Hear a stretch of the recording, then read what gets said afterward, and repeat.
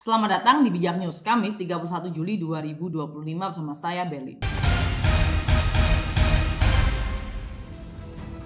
Informasi pertama, pemerintah Indonesia menegaskan bahwa pengakuan terhadap standar perlindungan data Amerika Serikat dalam perjanjian dagang tidak berarti menyerahkan data pribadi warga negara. Dirjen IKP Kominfo Prabu Nindya Revta Revolusi menjelaskan bahwa hal ini mengacu pada pasal 56 Undang-Undang Perlindungan Data Pribadi Undang-Undang PDP yang memperbolehkan transfer data lintas negara hanya jika negara tujuan memiliki standar perlindungan data yang setara atau lebih tinggi. Kalimat ini sama sekali bukan tentang menyerahkan data, melainkan tentang pengakuan hukum, ujarnya. Saat ini 12 perusahaan teknologi asal AS sedang membangun pusat data di Indonesia senilai 6 miliar dolar AS. Namun, efektivitas Undang-Undang PDP dinilai belum maksimal karena lembaga pengawas independen belum terbentuk. Prabu Nindya menegaskan tanpa pengawasan yang kuat, semua komitmen perlindungan bisa jadi hanya retorika belaka. Kepala Kantor Komunikasi Kepresidenan Hasan Nasbi menilai kesalahpahaman publik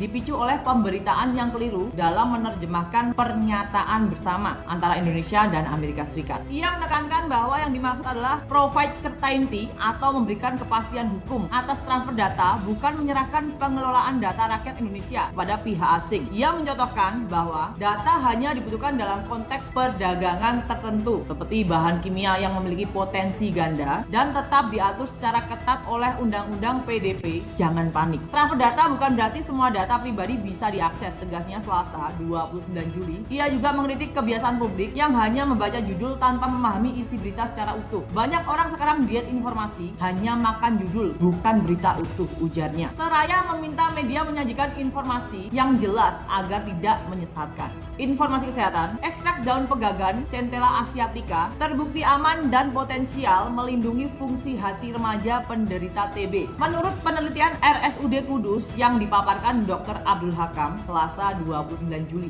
Informasi daerah, Satgas TNI lumpuhkan 2 anggota OPM di Papua termasuk buronan Lison Murib. Operasi OMSP tersebut menyita uang, senjata dan dokumen. TNI utamakan pendekatan humanis demi stabilitas keamanan. Selasa 29 Juli. Selanjutnya, Pemkot Batu Malang tegaskan penanganan sound horeg lewat edukasi sebelum pelarangan. Wawali Heli Suyanto sebut dampaknya luas didukung MUI dan ulama. Regulasi disiapkan usai kajian Rabu 30 Juli. Informasi olahraga, Indonesia kirim 16 wakil ke Macau Open 2025 yang digelar 29 Juli hingga 3 Agustus. Ginting mundur, Zaki Ubaidillah debut, dan Sabar atau Reza jadi unggulan pertama di ganda putra Rabu 30 Juli. Sampai bertemu lagi di informasi bijak berikutnya.